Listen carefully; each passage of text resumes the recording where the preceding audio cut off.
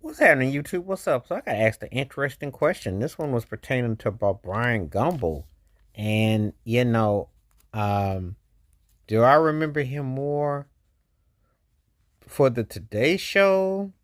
Do I remember him more for Real Sports on HBO, or do I remember him as an interviewer?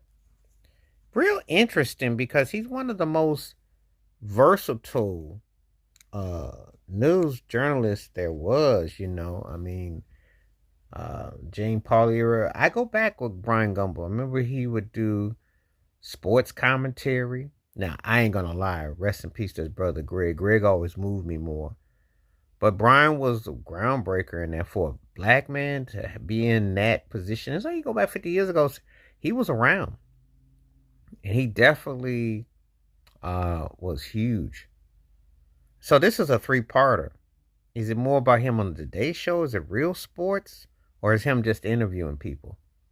His interviews can come across kind of like smug and kind of uppity for some folks, so they can go different ways. So Today Show, he was very pleasant in the broadcasting and he forthright. It all depends on how you look at it. I did like him on Real Sports. I caught him doing segments and stories, very knowledgeable, very uh, interesting perspectives.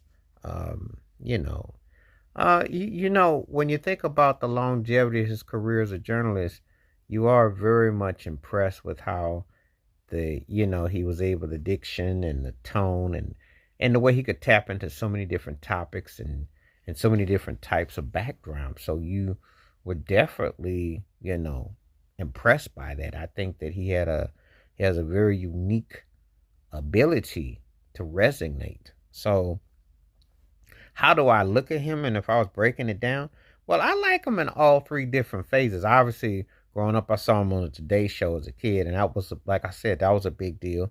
I caught him interviewing different people in different backgrounds, different styles.